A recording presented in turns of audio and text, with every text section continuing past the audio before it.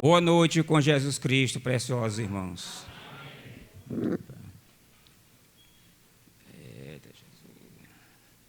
Vamos tomar aqui as escrituras em Romanos 5, versículo 18 ao 21.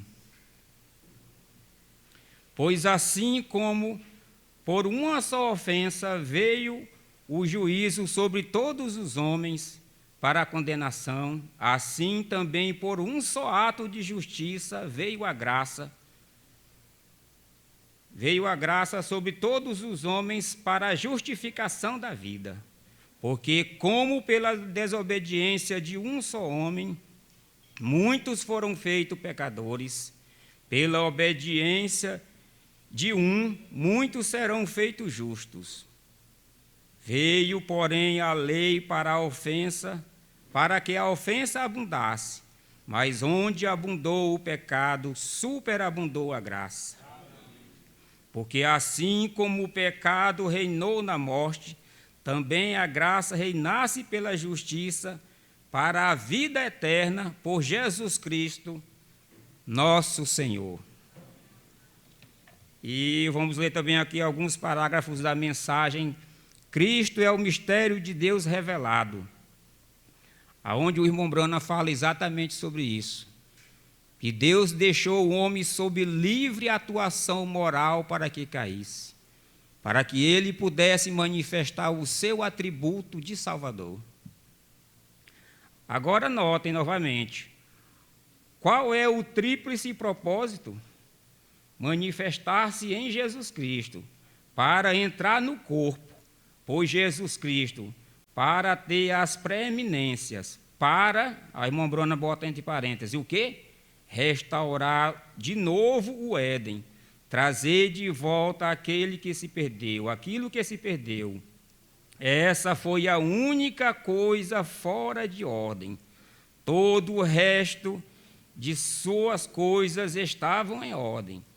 Porém, ele teve de colocar o homem sob livre atuação moral para que ele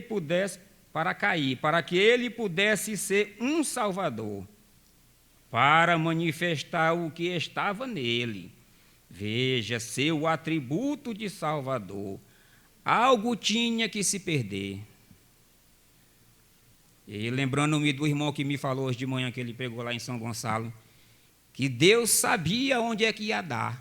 Deus sabia que aquela queda de Adão, aonde ia dar.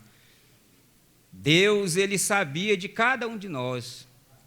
Antes mesmo de nós nascermos, tudo o que nós iríamos fazer, tudo o que nós temos feito e tudo o que nós vamos fazer. E ele sabe aonde vai chegar. Por isso que ele deixou cada um sob livre atuação moral. Se nós não tivéssemos caído, a graça não teria sido manifestada a nós, assim como em Adão, porque é onde nós lemos aqui, por um só homem, sobre todos veio a condenação. Então, Deus permitiu isso para que ele pudesse mostrar a sua graça para conosco. Aí o irmão Brana fala bem que assim no parágrafo 174. Pensam que eu estou emocionado, mas não estou, é algo por dentro. Essa graça, ela nos move quando nós cometemos erros, falhas, e mesmo assim Deus tem poupado as nossas vidas, tem nos concedido a cura, a libertação, a resolução do problema, mesmo sem nós merecermos. Isto nos move por dentro, isso nos dá uma alegria sem fim. É por isso que estamos aqui hoje, congregados, exatamente para sentir cada vez mais esta alegria. Cada vez mais estarmos véu adentro nas Escrituras, tendo o conhecimento de Deus. Deus se tornou de Deus para se tornar eu, para levar o meu pecado sobre si, para que ele pudesse me fazer ele. Amém. de volta ao seu grande propósito de filhos e filhas de Deus, pois Ele é o Pai eterno. Esse atributo estava nele. Veja, então, isso tinha que ser manifestado. Agora, veem todo o tríplice propósito? Veja, para expressar a si mesmo, ele deseja se tornar reticência. Agora, o mundo está perdido.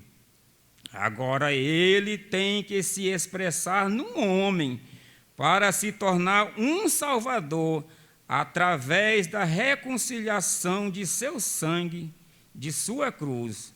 Agora, ele teve que se tornar isso, morrer, a fim de salvar e trazer a si mesmo de volta para dentro da igreja, para ter a preeminência em sua vida. E vamos tomar também aqui alguns parágrafos da mensagem O Desvelar de Deus, onde o irmão Brana complementa isso daqui, né? Como poderia Deus ter misericórdia de pecadores ímpios como nós, quando escondeu a si mesmo? Era um mistério, agora está às vistas, ou em visão completa revelada através de sua palavra. É por isso que todo pregador, quando assume uma plataforma, ele treme. Fica tremendo, porque ele sabe que ali ele está tomando a Deus em suas mãos. A palavra, porque Deus é a palavra. E isso causa temor em qualquer homem. Quando aqueles sacerdotes iam entrar no Santo dos Santos, eles tinham que entrar limpos, purificados, porque senão a morte era imediata. É tão tal que eles entravam, né, com seus vestidos e as romãs em seus vestidos e uma corda amarrada em sua cintura, para que se ele morresse no meio do caminho, ou antes de chegar no Santo dos Santos, eles tinham que puxar ele na corda. Ninguém poderia entrar lá porque era morte. Mas este Santo dos Santos se deu a conhecer, morreu lá na cruz, no Calvário, para que hoje é morte se não entrar véu adentro, se não buscar o conhecimento da palavra, se não buscarmos viver a palavra, não porque nós damos conta, mas porque temos que buscar viver a palavra com dores, com lutas, com sofrimento, porque isso é vida. Porque aonde abundou o pecado, superabundou a graça. Na mensagem da graça, o irmão Brana fala, não importa se eu sou filho de uma mulher perdida, não importa se eu sou isso, se eu sou aquilo, mas a graça me salvou. Independente de quem eu sou, de quem eu tenha sido, a graça é manifestada. Porque quando Adão e Eva caiu, a sentença foi dada de morte, né? No dia em que comerem da árvore da vida, morrereis. Mas então Deus, andando no jardim do Éden, ele chamou Adão, chamou Eva, onde é que eles estavam. E eles estavam escondidos, porque eles tinham pecado e tinham aberto ali os olhos. Mas Deus, com sua infinita graça, pegou um cordeiro, matou, tirou a pele e fez vestes para Eva e Adão. Um inocente teve de morrer por aqueles pecadores. E este mesmo inocente desceu do trono de graça, do trono da glória, o santo dos santos, e se fez carne e morreu por nós. Que coisa maravilhosa, tão grande graça manifestada a pecadores. Graça, favor imerecido.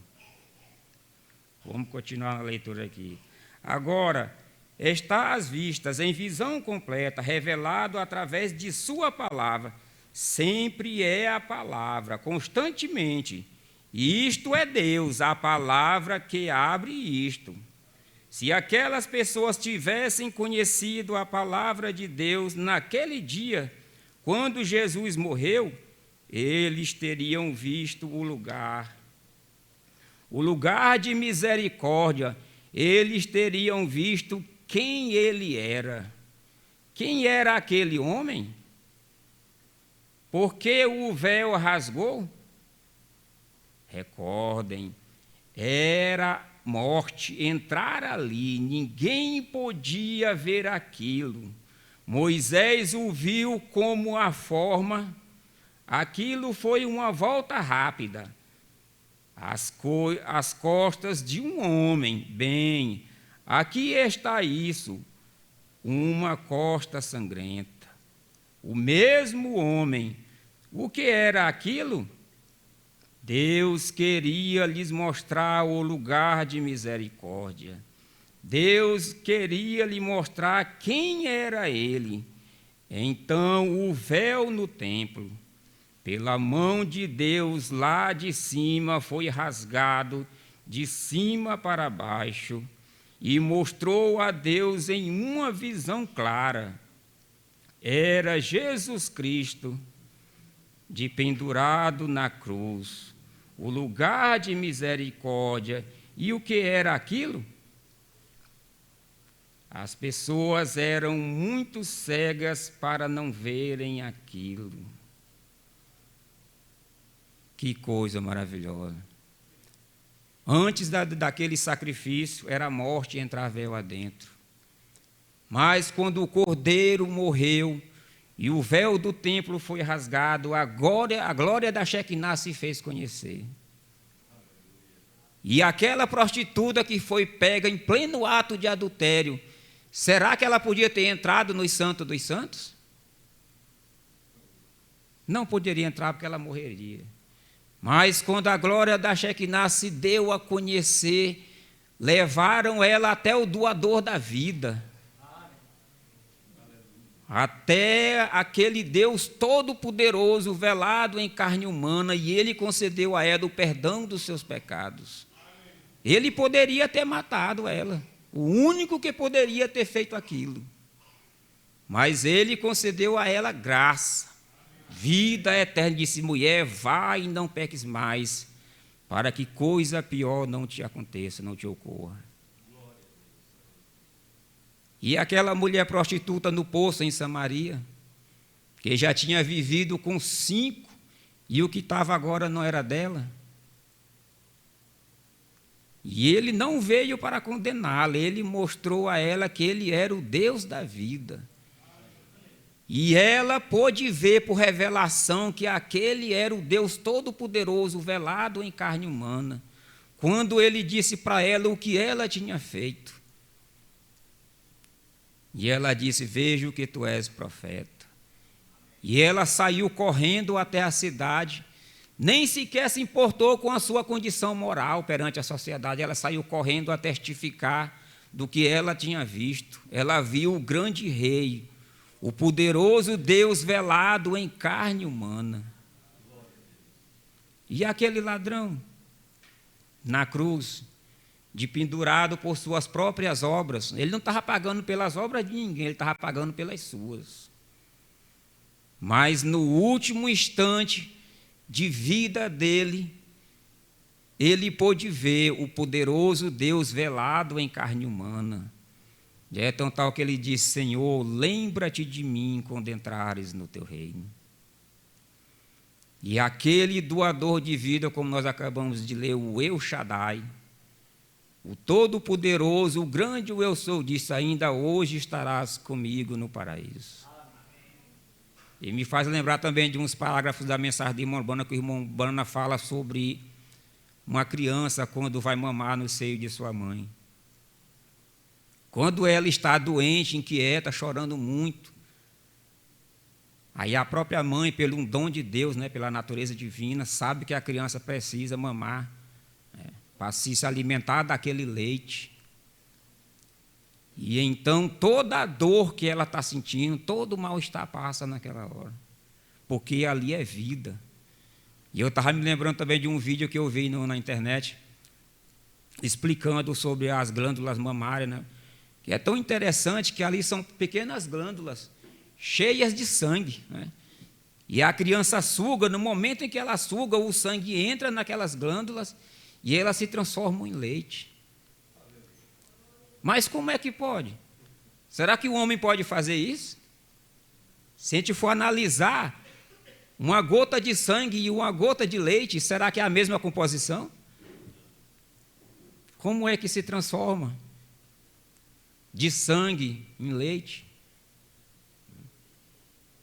E toda mãe sabe que quando o menino é meio esfomeado mesmo, que ele mama muito, opa, esse menino está me sugando todinho, não aguento mais.